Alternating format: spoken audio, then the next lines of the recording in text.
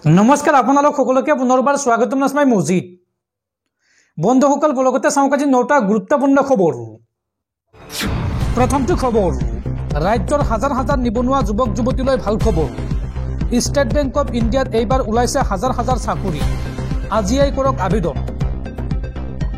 হাজাৰ হাজাৰ নিবনুৱাৰ বাবে ডাঙৰ খবৰ ষ্টেট বেংক অফ ইণ্ডিয়াত এইবাৰ ওলাইছে হাজাৰ হাজাৰ চাকৰি আজিয়েই কৰক আবেদন 20 পৰা 28 বছৰ বয়সৰ প্ৰাৰ্থীয়ে কৰিব পাৰিব আবেদন জুনিয়ৰ এছ'চিয়েট গ্ৰাহক সহায় আৰু বিক্ৰী পদৰ বাবে মুকলি কৰা হৈছে বিজ্ঞাপন আৰু আবেদনৰ শেষ সীমা হৈছে 7 জানুৱাৰী 2025 অৰ্থাৎ 7 জানুৱাৰীৰ ভিতৰত আপুনি এপ্লাই কৰিব লাগিব সমগ্ৰ দেশত মুঠ 13,735টা পদ খালী হৈছে অসমত খালী পদৰ সংখ্যা হৈছে 311টা লগতে অসমৰ লগতে অৰুণাচল প্ৰদেশ মেঘালয় নাগালেণ্ড লক্ষ্ণৌ দিল্লী আদি বহু প্ৰান্তত খালী আছে পদ আৰু এই পদত আবেদন কৰিবলৈ যিকোনো স্বীকৃতিপ্ৰাপ্ত বিশ্ববিদ্যালয়ৰ পৰা যিকোনো শাখাত স্নাতক উত্তীৰ্ণ হ'ব লাগিব তেতিয়া আপোনালোকে আবেদন কৰিব পাৰিব আৰু আবেদন কৰিবলৈ দুটাকৈ ৱেবছাইট মুকলি কৰা হৈছে প্ৰথম ৱেবছাইটটো হৈছে https://bank.sbi/careers অথবা আপোনালোকে ভিজিট কৰক https://www.sbi.co.in/careers এই দুটা ৱেবছাইটৰ যিকোনো এটা ৱেবছাইটৰ জৰিয়তে অনলাইনত কৰিব পাৰিব আবেদন আৰু দুটাকৈ অনলাইন পৰীক্ষাত উত্তীৰ্ণ হ'ব লাগিব আবেদনকাৰীসকল আৰু তাৰ পিছত পুনৰ স্থানীয় ভাষাৰ ওপৰত চূড়ান্ত পৰীক্ষাত অৱতীৰ্ণ হ'ব লাগিব প্ৰাৰ্থীসকল তাৰ পিছত লাভ কৰিব চাকৰি পৰৱৰ্তী খবৰ পঞ্চায়ত নিৰ্বাচনক লৈ পুনৰ ডাঙৰ ঘোষণা এইবাৰ পঞ্চায়ত নিৰ্বাচন খেলিবলৈ হলে প্ৰাৰ্থীসকলৰ থাকিব লাগিব কেইবাটাও যোগ্যতা কি যোগ্যতা থাকিব লাগিব চাওঁ আহক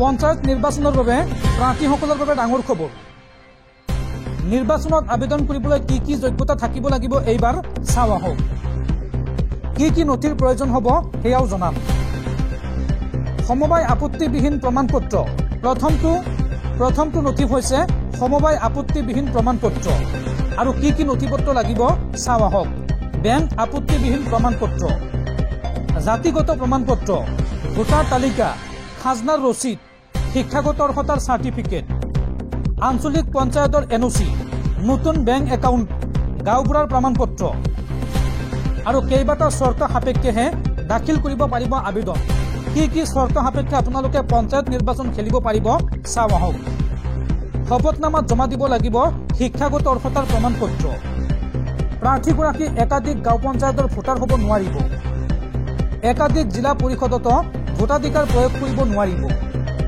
প্ৰাৰ্থীগৰাকীৰ দুটাতকৈ অধিক সন্তান থাকিব নোৱাৰিব অৱশ্যে 2018 চনৰ 19 মাৰ্চৰ আগৰ দুটাতকৈ অধিক সন্তান থকাসকলে আবেদন কৰিব পাৰিব গাঁও পঞ্চায়ত আঞ্চলিক পঞ্চায়ত আৰু জিলা পৰিষদৰ প্ৰাৰ্থীৰ নিম্নতম বয়স 21 বছৰ হ'ব লাগিব প্ৰাৰ্থী আৰু প্ৰাৰ্থীৰ স্বামী প্ৰাৰ্থীৰ স্ত্ৰী বাল্য বিবাহত লিপ্ত হলে অযোগ্য বিবেচিত হ'ব গাঁও পঞ্চায়তৰ ৱাৰ্ড সদস্য বা সদস্য পদৰ প্ৰাৰ্থী মেট্ৰিক অথবা সমানুপাতিক পৰীক্ষাত উত্তীৰ্ণ হ'ব লাগিব আৰু চৰকাৰী স্বীকৃতিপ্ৰাপ্ত বৰ্ডৰ পৰাহে মেট্ৰিক উত্তীৰ্ণ হ'ব লাগিব দেউলীয়া ঘোষিত ব্যক্তি অযোগ্য বিবেচিত হ'ব এইসমূহ যোগ্যতা থাকিব লাগিব প্ৰাৰ্থীসকলৰ অন্যথা এইবাৰ পঞ্চায়ত নিৰ্বাচন খেলিব নোৱাৰিব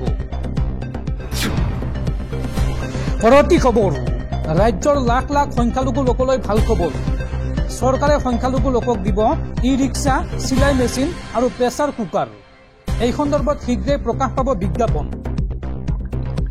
ৰাজ্যৰ হাজাৰ হাজাৰ ভাষিক সংখ্যালঘুলৈ ভাল খবৰ চৰকাৰৰ পৰা লাভ কৰিব ই-ৰিক্সা চিলাই মেচিন এপ্ৰিল মাহৰ পিছতে চৰকাৰে মুকলি কৰিব পাৰে বিজ্ঞাপন ই-ৰিক্সাৰ লগতে মহিলাৰ বাবে প্ৰেছাৰ কুকাৰ আৰু চিলাই মেচিন দিব চৰকাৰে মহিলাসকলক দিয়া হ'ব চিলাই মেচিনৰ প্ৰশিক্ষণ পূৰ্বে আবেদন কৰা লোকসকলক ইতিমধ্যে বিতৰণ আৰম্ভ কৰিছে চৰকাৰে এপ্ৰিল মাহত পুনৰ নতুনকৈ প্ৰকাশ পাব পাৰে বিজ্ঞাপন সংখ্যালঘুৰ বাবে নতুন আঁচনি অনাৰ ঘোষণা ভাষিক সংখ্যালঘু উন্নয়ন বৰ্ডৰ অধ্যক্ষ শিলাদিত্য দেৱৰ দৰ্শকসকল আৰু বহুতো গুৰুত্বপূৰ্ণ খবৰ আছে তাৰ আগতে আপোনাক জনাও যে যদি আপুনি এতিয়ালৈকে এইটো ভিডিঅ'ত লাইক কৰা নাই তেন্তে এতিয়াই ভিডিঅ'টোত লাইক কৰি দিয়ক আৰু এনেকুৱা ধৰণৰ ভিডিঅ'সমূহ নিতৌ চাবলৈ চেনেলটো ছাবস্ক্ৰাইব কৰি কাষত থকা বেল আইকনটো প্ৰেছ কৰি ৰাখক। পৰৱৰ্তী খবৰ, ৰেচন কাৰ্ডক লৈ বৃহৎ ঘোষণা ৰাজ্য চৰকাৰৰ। ৰাজ্যত নতুনকৈ বিতৰণ কৰা হ'ল 5 লাখৰো অধিক ৰেচন কাৰ্ড আৰু অহা 1 তাৰিখৰ পৰা এইসকল লোকে লাভ কৰিব ৰেচনৰ সামগ্ৰী। এই সন্দৰ্ভত ডাঙৰ ঘোষণা চৰকাৰৰ। ৰেচন কাৰ্ড লাভ কৰা লাখ লাখ মহিলাৰ বাবে ভাল খবৰ। নতুন ৰেচন কাৰ্ড লাভ কৰা প্ৰতিটো পৰিয়ালে 1 জানুৱাৰীৰ পৰাই লাভ কৰিব চাউল। মুখ্যমন্ত্ৰীয়ে এই সন্দৰ্ভত কৰিছে ডাঙৰ ঘোষণা। ৰেচন কাৰ্ড পোৱা কোনো পৰিয়ালে ৰেচন নোপোৱাকৈ নাথাকিব। ৰেচন নাপালে পোনপটীয়াকৈ দিব পাৰিব অভিযোগ। আৰু শনিবাৰে সৰ্বমুঠ ৰাজ্যৰ 12খন জিলাত বিতৰণ কৰা হৈছে ৰেচন কাৰ্ড। মুঠ 5,15,209 গৰাকী হিতাধিকাৰীয়ে লাভ কৰিছে এই নতুন ৰেচন কাৰ্ড। এই ৰেচন কাৰ্ড এতিয়া প্ৰতিটো পৰিয়ালৰ বাবে হৈ পৰিব ৰক্ষা কৱচ। অতি সাৱধান আৰু সুকলমে ৰাখক এই ৰেচন কাৰ্ড। আৰু ৰেচন কাৰ্ড থকা প্ৰতিগৰাকী মহিলাই লাভ কৰিব অৰুণোদয় আঁচনি, অৰ্থাৎ চাউলৰ লগতে অন্ন সেৱাৰ দিনটোতে বা অন্ন সেৱাৰ দিনৰ ভিতৰতে লাভ কৰিব এই টকা। আৰু ৰেচন কাৰ্ড থকা প্ৰতিগৰাকী মহিলাই অৰুণোদয় আঁচনিৰ অধীনত লাভ কৰিব 1,250 টকাকৈ। এই বৃহৎ ঘোষণা কৰিছে ৰাজ্য চৰকাৰে। পৰৱৰ্তী খবৰ, বিগত লোকসভা নিৰ্বাচনত গণনাই নহল 10 লাখতকৈ অধিক ভোট। শেহতীয়াকৈ এই চাঞ্চল্যকৰ তথ্য প্ৰকাশ কৰিছে নিৰ্বাচন আয়োগে। 2024 চনৰ লোকসভা নিৰ্বাচনত ভোটদানৰ হাৰ হ্ৰাস পোৱাৰ পিছতো ভোটাৰৰ সংখ্যা কেইবা কোটি বৃদ্ধি পাইছে। এই তথ্য নিৰ্বাচন আয়োগে অৱগত কৰিছে। চাঞ্চল্যকৰভাৱে আয়োগে কয় যে যোৱা লোকসভা নিৰ্বাচনত প্ৰায় 10.50 লাখ ভোট গণনা কৰা হোৱা নাছিল। কোনোবা নহয় কোনোবা কাৰণত এই বৃহৎ সংখ্যক ভোট বাতিল কৰা হয়। শেহতীয়াকৈ নিৰ্বাচন আয়োগে লোকসভা নিৰ্বাচনত ভোটদানৰ হাৰ সন্দৰ্ভত বিতং তথ্য প্ৰকাশ কৰিছে। সেই তথ্য অনুসৰি এইবাৰৰ নিৰ্বাচনত পঞ্জীয়নভুক্ত ভোটাৰৰ সংখ্যা আছিল প্ৰায় 97,98 লাখ, যিটো 2019 চনৰ তুলনাত 7.43% বেছি। ইয়াৰে 2024 চনত প্ৰায় 64,64 লাখ ভোটাৰে ভোটদান কৰিছিল। চূড়ান্ত ভোটদানৰ হাৰ 65.97% যিটো 2019 আৰু 2014 চনৰ তুলনাত তেনেই কম। 2014 চনৰ পৰা 2024 চনলৈ 1.3% ভোট হ্ৰাস পাইছে। আৰু চাঞ্চল্যকৰভাৱে নিৰ্বাচন আয়োগে দিয়া তথ্যত কোৱা হৈছে যে মুঠতে প্ৰায় 10.57 লাখ ভোট গণনা কৰা হোৱা নাছিল। পৰৱৰ্তী খবৰ, মানালীত বৰফৰ দুৰ্যোগ, আবদ্ধ 10,000 পৰ্যটকক উদ্ধাৰ আৰু অহা 48 ঘণ্টাত প্ৰচণ্ড বৰফ পৰাৰ সতৰ্কবাণী বতৰ বিজ্ঞান কেন্দ্ৰৰ। বতৰ বিজ্ঞান বিভাগে আগন্তুক 48 ঘণ্টাত হিমাচল প্ৰদেশত প্ৰচণ্ড বৰফ পৰাৰ ভৱিষ্যতবাণী কৰিছে। যোৱা 2 দিন ধৰি কুল্লু, মানালী আৰু চৌলাং উপত্যকাত আবদ্ধ হৈ আছিল হাজাৰ হাজাৰ পৰ্যটক। শনিবাৰে ৰাজ্যিক আৰক্ষীয়ে জনোৱা মতে মানালী আৰু চৌলাং উপত্যকাত আবদ্ধ হৈ থকা 10,000 পৰ্যটকক উদ্ধাৰ কৰা হৈছে।